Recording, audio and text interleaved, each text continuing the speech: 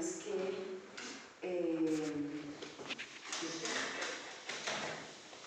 que en esta fotografía nos están mostrando cómo de este riñón que está acá, el tamañito de la glándula adrenal es bien chiquito, ¿sí? Y pues eso nos coincide con que la médula adrenal, la hipófisis y la adenohipófisis y la neurohipófisis son estructuras chiquiticas, pero son las que de pronto más hormonas producen en el organismo.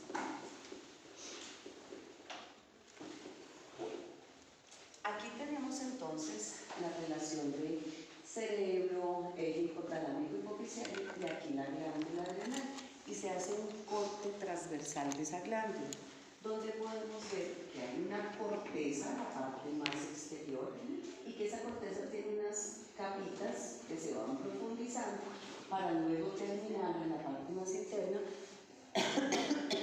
que es la denominada médula adrenal.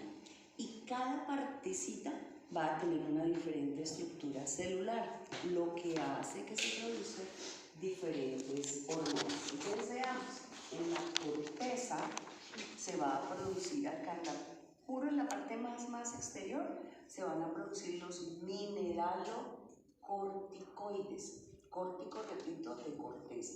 Mineralo porque maneja el sodio y el potasio, y la hormona principal que lo hace es la aldosterona. Profundizamos un poquitico más en esa corteza y encontramos que se producen los glucocorticoides. Gluco de glucosa, córtico de corteza. El principal glucocorticoide es el cortisol. Sin embargo, vamos a ver otros ejemplos más adelante. Más adentro vamos a tener los esteroides sexuales. Principalmente es la liberación de la testosterona que se produce tanto en machos como en hembras desde esta glándula adrenal. Y ya en la parte más profunda de esta médula se va a liberar la adrenalina y noradrenalina. Entonces son cantidades de hormonas, como ven ustedes ahí, que se van a estar produciendo. Quiero mostrarles ahora otra diapositiva, bueno, ahora la encontraré más adelante. Pero en esta diapositiva tienen ustedes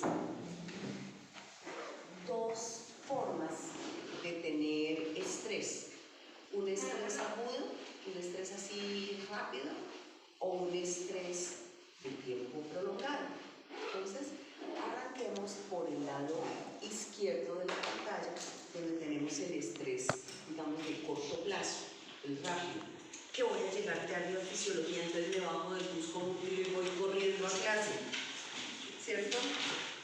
Entonces, aquí está, que este sistema nervioso central recibe la información, se la manda al hipotálamo, y el hipotálamo lo que hace es, por medio de fibras nerviosas, llevar la información hasta la médula espinal, a través obviamente del potencial de reacción, y de la médula espinal van a salir las fibras simpáticas que van a llegar hasta la glándula adrenal, específicamente aquí, a la médula, a la parte más interna de esa glándula, y va a hacer que se libere entonces la adrenalina y la noradrenalina. ¿Qué efectos tiene esta adrenalina? Entonces, en primer lugar, se aumenta la frecuencia cardíaca, el número de latidos por minuto incrementa. ¿Para qué? Para que fluya sangre con más velocidad, con un mayor número de veces, y lleve por tanto el oxígeno y los nutrientes necesarios a las células. En segundo lugar, se aumenta la presión sanguínea, es decir, que el corazón no solamente aumenta el número de veces que se contrae, sino la fuerza del corazón de contracción se incrementa para darle más presión a la sangre en su circulación y que sea más fácil hacer el intercambio, porque ustedes saben que el gradiente de presión es el que hace que pasen las sustancias de un otro lado. A nivel del hígado, entonces se encuentra almacenado glucógeno. Entonces, ¿cómo se llama el proceso bioquímico para obtener del glucógeno glucosa?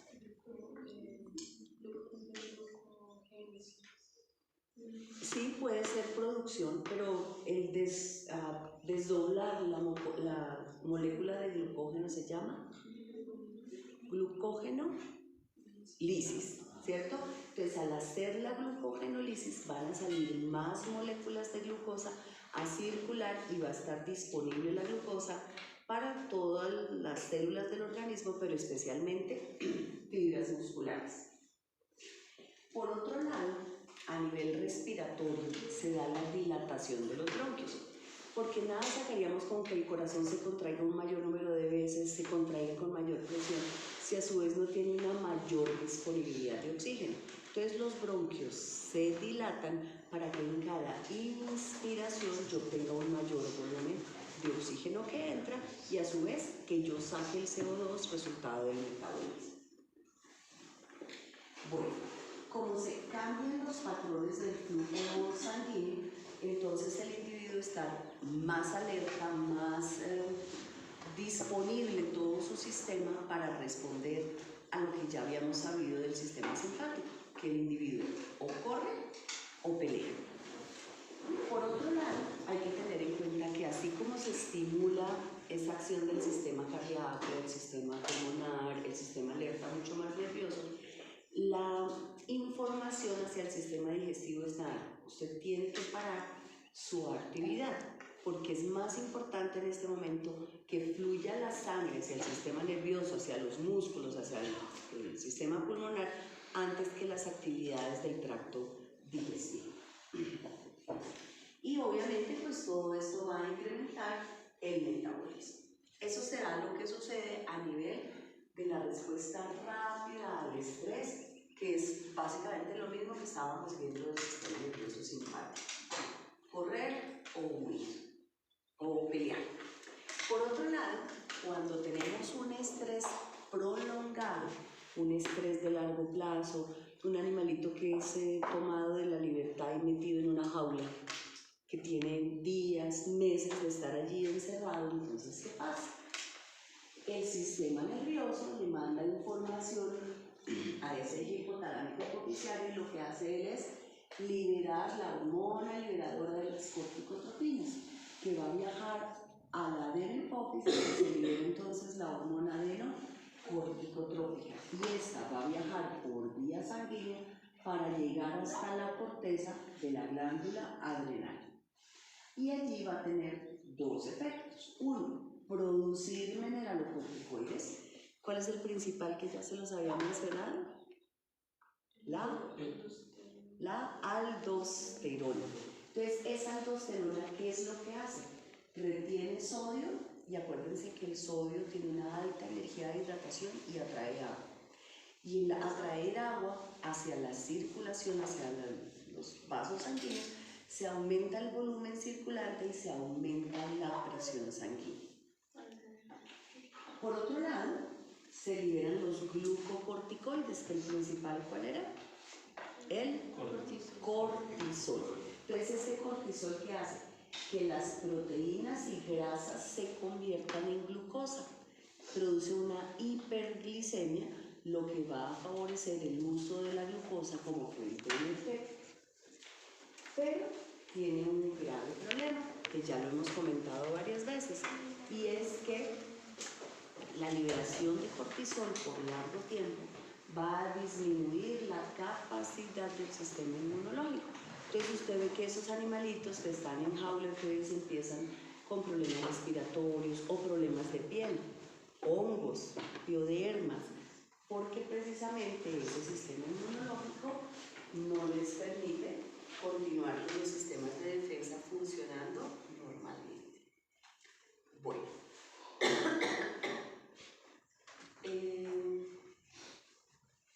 Esta ya lo dijimos, pero ¿me ayudas a leer esta diapositiva y ahí se confirma lo que estoy diciendo? Glándulas adrenales. ACTH, hormona adrenocorticotrópica, estimula la corteza adrenal liberando tres tipos de hormonas: glucocorticoides, mineralocorticoides y esteroides. Los mineralocorticoides, aldosterona, hormonas esteroides que regulan el equilibrio líquido y de minerales. Los glucocorticoides, como el cortisol, hormonas esteroides responsables de controlar el metabolismo de glucosa, y los andrógenos, hormonas sexuales. ¿Cómo específicamente cuál? Testosterona. La testosterona. Muy bien.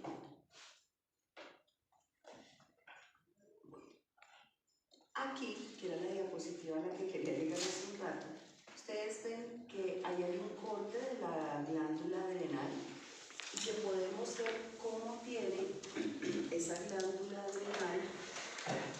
Estoy mal ubicada yo porque si no tapo las diapositivas, entonces no puedo cambiarlas.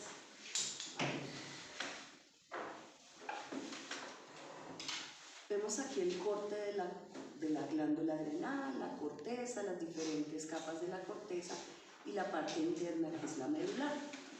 Igual lo vemos acá. Y si ven que son diferentes estratos celulares, entonces ¿eso qué hace? Que cada estrato celular o cada tejido de estos forme diferentes células. Si vemos acá el riñón, sacamos un pedacito de acá de la glándula suprarrenal y lo aumentamos de tamaño.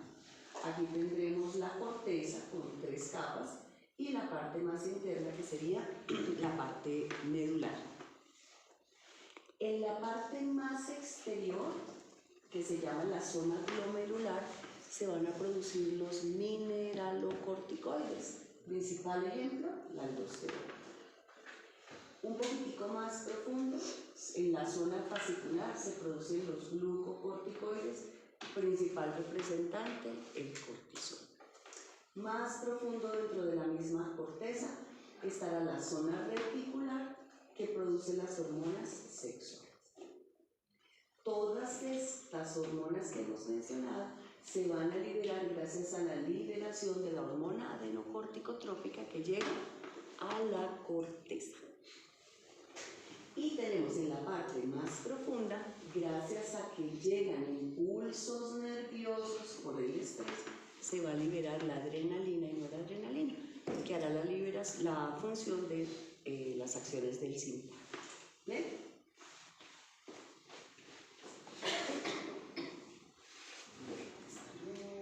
Esta diapositiva es exactamente la misma que habíamos visto hace un momento, de acción a corto plazo, a largo plazo.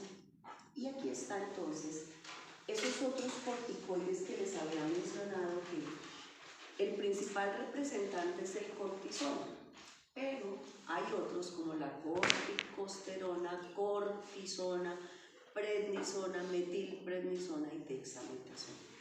¿Alguno de ustedes le han aplicado algún corticoide en algún momento en alguna enfermedad que hayan tenido? ¿Qué recuerdan? ¿Qué? ¿Por qué razón te han puesto prednisona?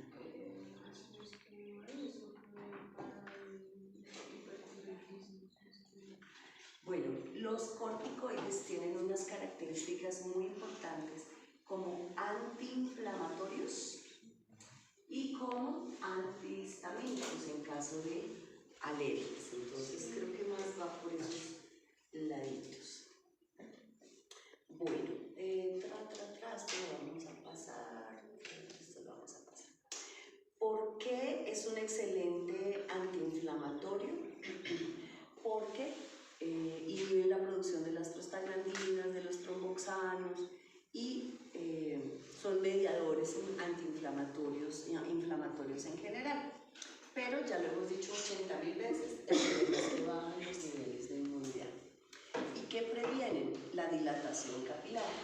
La inflamación finalmente es el resultado de la extravasación o de la salida de líquidos de las células y por eso se acumulan por fuera y tenemos la inflamación, que es lo que uno ve, digamos, como al exterior. Entonces, estos corticoides evitan esa dilatación capilar y por consiguiente la extravasación de líquidos.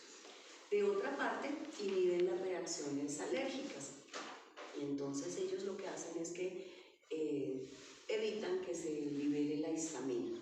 Entonces, que los niños o que ustedes que son alérgicos a los caballos, no se tome su medicamento y listo, no hay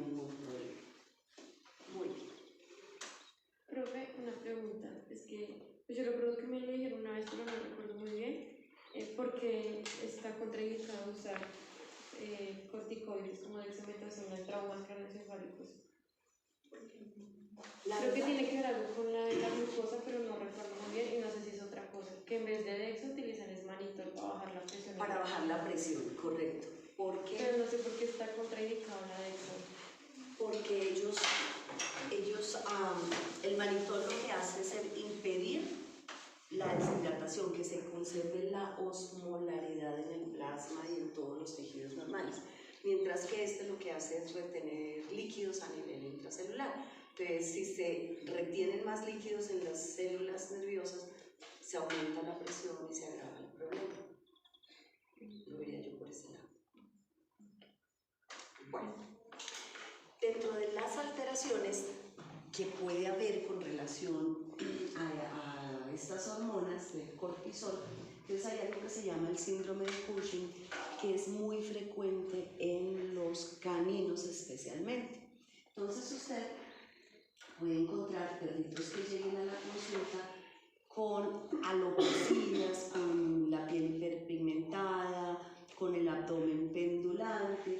Entonces eso se debe a que hay un exceso de cortisol que se está liberando.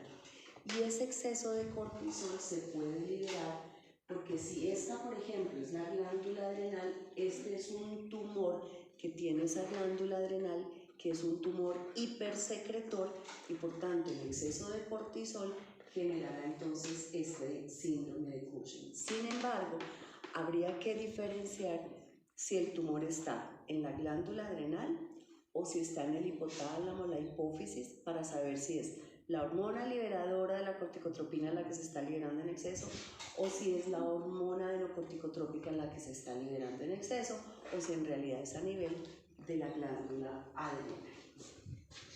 Dentro de los síntomas que se presentan en esta enfermedad estaría entonces poliuria. ¿Qué es la poliuria? ¿Aumento en qué? En la producción de orina. Entonces, si hay un aumento en la producción de orina, se va a presentar la polidipsia como compensación. ¿Qué es la polidipsia? Perdóname. En el consumo de agua. Si un individuo orina muchísimo, pues el centro de la sed se va a estimular porque se va a estar deshidratando. Entonces, a su vez, tome y tome cantidades de agua. Polifagia. ¿Qué es la polifagia? Aumento del apetito, entonces también consumen muchísimo. ¿Y por qué? Porque si el cortisol lo que genera es liberación de glucosa, se necesita entonces seguir consumiendo para seguir proveyendo los niveles de glucosa en sangre. Intolerancia al calor, letargia, aumento del tamaño del abdomen. Entonces, cuando usted, por ejemplo, levanta el perrito, lo deja con el tren posterior puesto en el piso y lo levanta, entonces el abdomen se va hacia abajo. ¿Sí? Si yo lo pongo en decúbito lateral, el abdomen se va para un lado, se va para el otro. Eso es lo que se denomina el abdomen pendular. Hay afecciones del tracto urinario por baja de defensas y hay allí la alopecia dorsal simétrica, que es importantísima tener en cuenta porque en la mayoría de las enfermedades de tipo endocrino se produce ese tipo de deficiencia de pelo. Usted observa la columna vertebral del perrito y de lado y lado de forma simétrica usted ve que le hace falta pelo. Por eso se llama alopecia dorsal simétrica. Diferente a que si usted tiene, por ejemplo, un perrito con hongos. Los hongos se dan en diferentes segmentos del cuerpo. Un pioderma, también en diferentes partes del cuerpo, mientras que las de tipo hormonal se caracterizan por ser simétricas. Hay hiperpigmentación. Se han visto que a veces los perritos tienen como una piel, partecitas como más oscuras, como negras. Esa es la hiperpigmentación. Equimosis, ¿qué es lo que saben que es equimosis? La equimosis son punticos rojitos como hemorragias pero en forma de punto a nivel de la superficie de la piel. Y bueno, se da hipercolesterolemia, se da hiperglicemia, precisamente por ese exceso de azúcar, de cortisol en sangre. Bueno, la otra hormona que mencionamos era la aldosterona, que es un mineralocorticoide. Esta aldosterona lo que hace es intervenir en la recuperación del sodio. El sodio que se iba a perder por vía urinaria lo reabsorbe y lo devuelve hacia la circulación. Acuérdense que el sodio es importantísimo para los potenciales de acción, para la transmisión de los impulsos nerviosos, tener los potenciales de membrana, digamos, en su nivel normal. Entonces, así como reabsorbe sodio, lo mantiene normal en sangre, elimina potasio. Entonces, vamos a ver, por aquí está, que si esta es la sangre, este es el vaso sanguíneo, esta es una célula de los túbulos renales. Acuérdense que están túbulos proximales, asa de Henle, tubo contorneado distal, túbulo colector. Y de este otro lado está el filtrado, es decir, lo que ya se va a ir por vía urinaria. Entonces, supongamos que hay una hiponatremia, es decir, ¿una qué? Baja en la concentración de sodio a nivel de la sangre, hiponatremia. Entonces, en ese momento se libera la hormona aldosterona que viaja por la sangre, atraviesa la membrana celular, encuentra su receptor a nivel del citoplasma y le llevan la información al núcleo para que se libere el ARN mensajero, haga u ordene la síntesis de proteínas y estas proteínas permiten que la membrana celular se haga porosa y permita que el sodio que se estaba perdiendo y que iba a salir por orina sea retomado a la célula y a su vez del otro lado existe entonces la bomba ¿qué?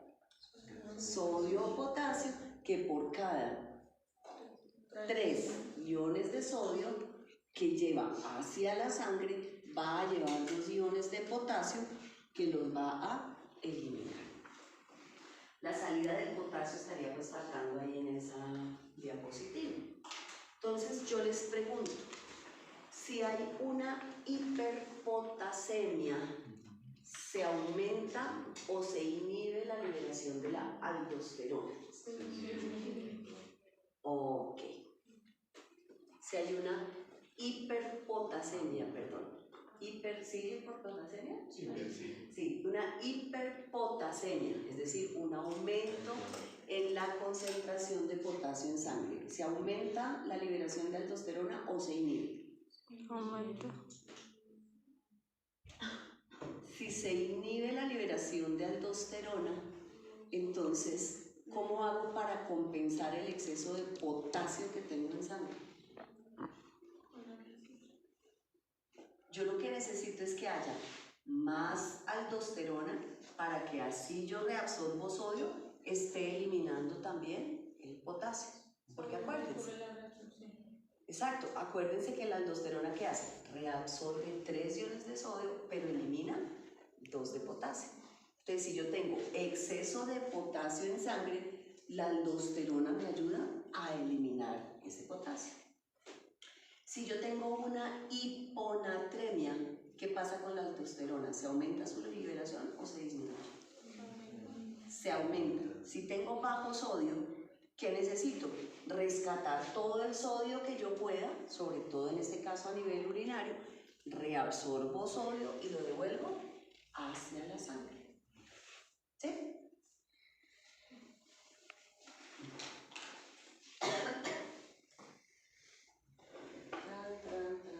Esto lo voy a saltar. Bien. Aquí tengo un gráfico donde cada cuadrito que ustedes ven ahí representa un órgano. Entonces está el riñón, la sangre, está la glándula adrenal, están las arteriolas y están las nefronas. Y en cada cuadro que ustedes ven ahí hay una gráfica de coordenadas donde debemos recordar que las gráficas de coordenadas tienen una variable independiente y una variable dependiente, ¿cierto? Entonces, cojamos esta de acá. Si esta es la variable independiente que va en la X, esta será la variable dependiente. Y si la relación entre ellas dos es directamente proporcional, yo muestro una línea que va en este sentido. A mayor aumento en la variable independiente, mayor incremento en la variable dependiente, por tanto mi línea es directamente proporcional. Si es todo lo contrario, que haya mayor incremento o un incremento en la independiente y menor en la dependiente, mi línea será inversamente proporcional, ¿cierto? ¿Sí? ¿De acuerdo?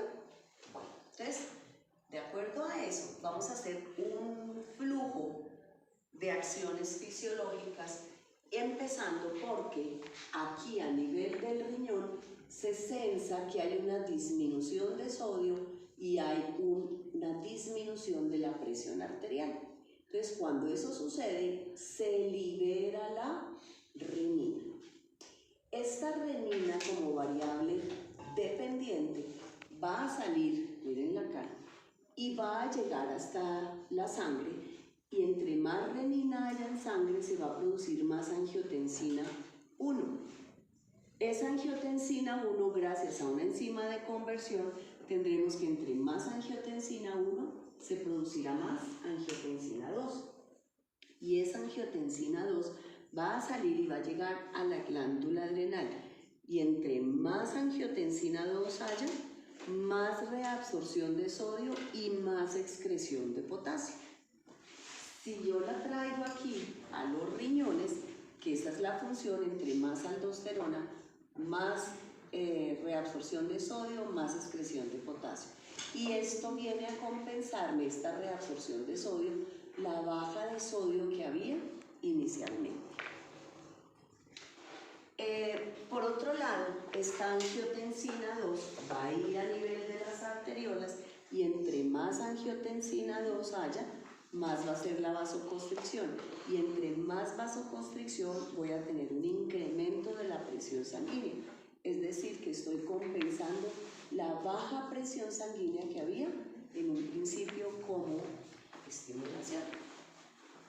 Esta misma relación o flujo de acciones fisiológicas la puedo hacer con cualquiera de las hormonas que vemos durante el curso. ¿Listo? Muy bien.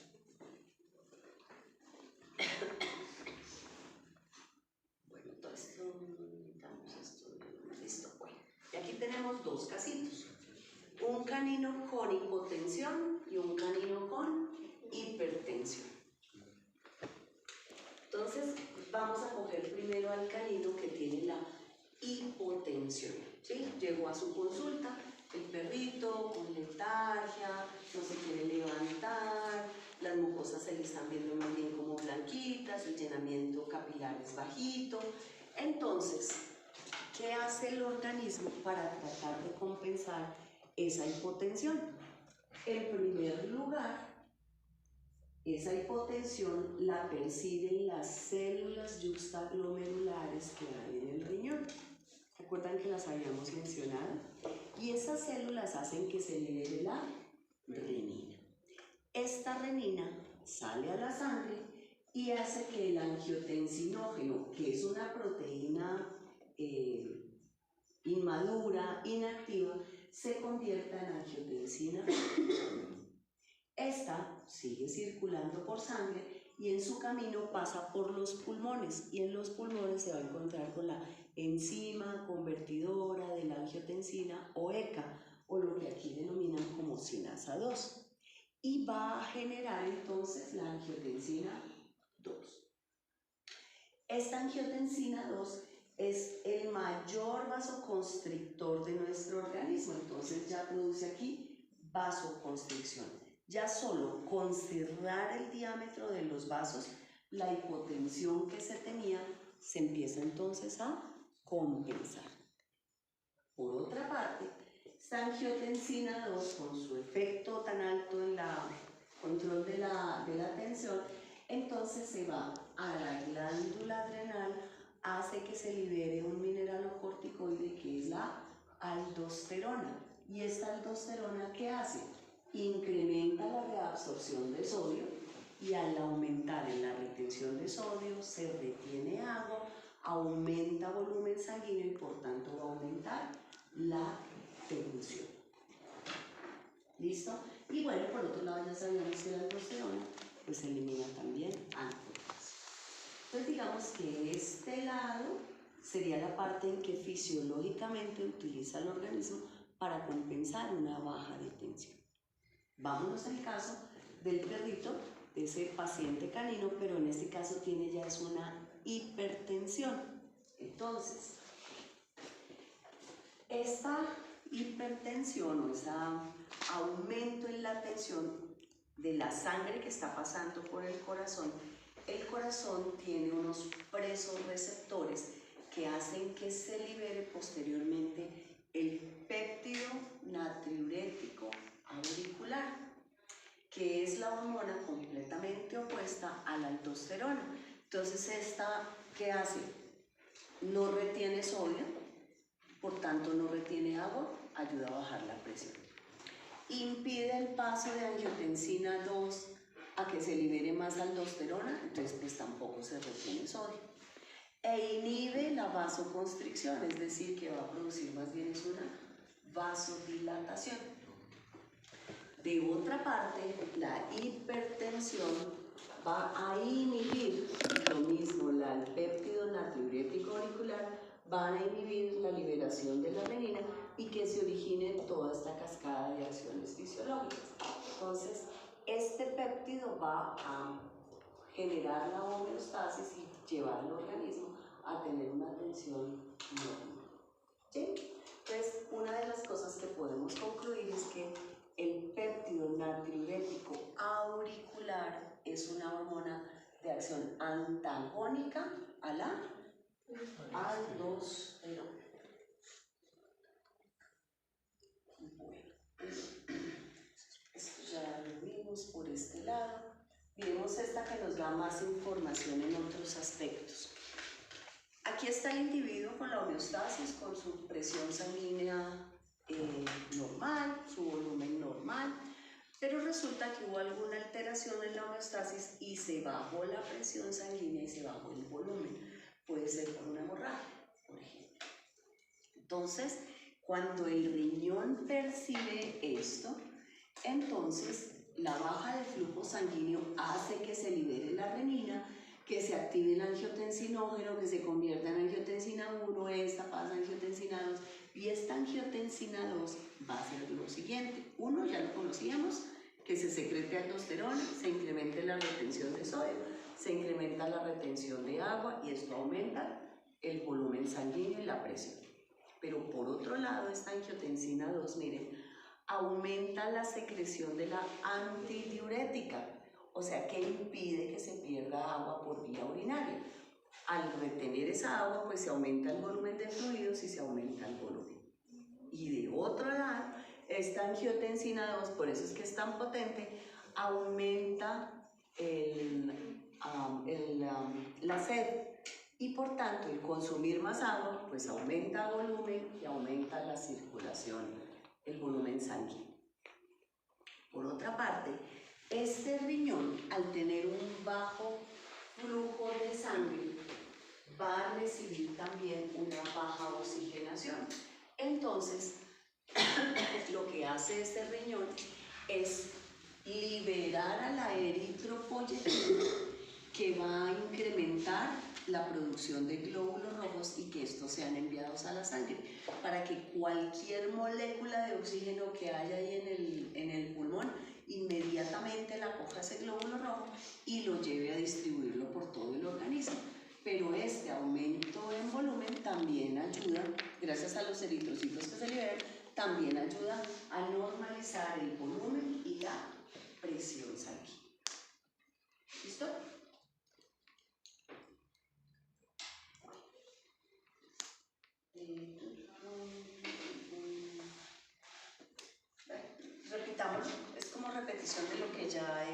complicado, pero pues hagámoslo. Si hay una, bueno, aquí está el riñón, están las células yuxtaglomerulares, y este es el riñón acá en grande.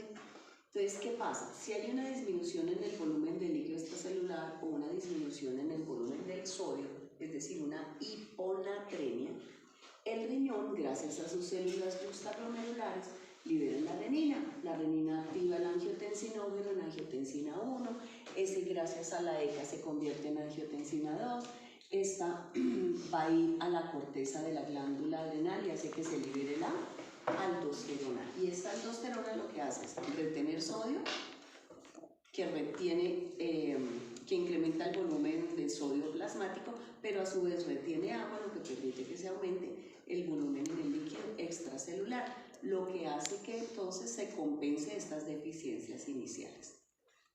Pero puede haber otra estimulación, es que si se aumenta el volumen de potasio, es decir, una hiperpotasemia, entonces, ¿qué se hace? La renina lo percibe, y lo que se hace es que se incrementa la liberación de aldosterona para que se excrete potasio, se reabsorba sodio y se excrete potasio. Entonces son formas de tener la homeostasis para el sodio y el potasio gracias a la aldosterona. ¿Me ayudas leyendo por favor esta diapositiva? Deficiencia en la liberación de aldosterona. Disminución en la concentración de sodio extracelular. Disminuye la retención de cloro y agua. Disminución del volumen sanguíneo. La deshidratación a nivel celular. Producir shock circulatorio y muerte del individuo. Exceso de aldosterona. Exceso en la secreción de potasio. Disminuye a nivel extracelular. Interpolarización celular. Debilidad muscular. Incremento en la concentración del sodio extracelular, mecanismo de cotransporte, se incrementa la liberación de los hidrogeniones y alcalosis metabólica. Ustedes recuerdan que al principio del semestre vimos todo lo del transporte del sodio, del potasio, y que cuando el potasio estaba en exceso, se generaba una hiperpolarización, y al estar hiperpolarizada la célula era más difícil que los músculos se contrajeran. Entonces es por esta razón. Bien, todo esto ya lo hemos visto. Necesitamos,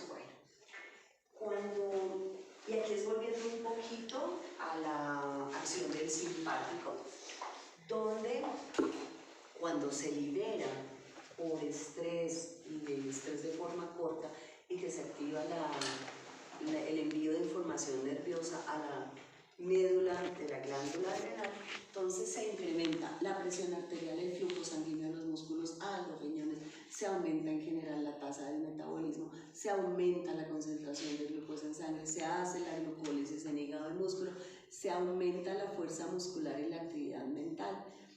Estas dos las quiero retomar un poquito porque no las habíamos mencionado antes. Y la velocidad de coagulación sí ya lo habíamos mencionado, que cuando uno está peleando, luchando, el organismo está atento a que si hay una herida, haya más plaquetas disponibles para evitar hemorragias. Pero esta de acá de la fuerza muscular y de la mayor actividad mental, no sé si a ustedes les ha pasado que en un furionón, algo que antes en Santa Paz no podían levantar o no podían abrir algo, pero está uno con la furia y eso sí levanta el que se le atraviese, ¿sí o no? O levanta pesos que en Santa Paz, como digo, no podría hacer. Todo gracias a esa mayor disposición de oxígeno, de energía, en reacción a la liberación de la adrenalina. Bueno, cuando estamos en esa situación de estrés, que ya sabemos que se aumenta la frecuencia cardíaca, eso se llama taquicardia. Y a esa taquicardia decíamos que es la mayor número de veces que se contrae el corazón, pero aparte de ese mayor número de contracciones se aumenta la fuerza de contracción que da la presión sanguínea más alta. Y eso permite que la sangre llegue a todos los músculos, que toda la sangre que está fluyendo llegue más fácilmente a los tejidos y se pueda hacer el intercambio. Y hay que tener en cuenta, claro que estas formulitas las ven en siguientes fisiologías, donde hay un incremento del gasto cardíaco. ¿Qué es el gasto cardíaco? Es el volumen de sangre por cada latido de contracción del corazón y eso se multiplica por la frecuencia cardíaca. Entonces, si no más estamos diciendo que se aumenta la frecuencia cardíaca en momentos de estrés, entonces al aumentar la frecuencia cardíaca, ya por ser una relación directamente proporcional, pues se aumenta directamente el gasto cardíaco. Pero, que también lo habíamos dicho, pero pues a volverlo a decir de otra manera y con otros dibujitos ahí, si se aumenta la actividad del corazón, se tiene que aumentar la frecuencia respiratoria, porque nada sacamos con que el corazón trabaje como una loca y el sistema respiratorio que no haga nada, entonces ¿de dónde sacamos el oxígeno para llevar a todos los tejidos y aumentar el metabolismo?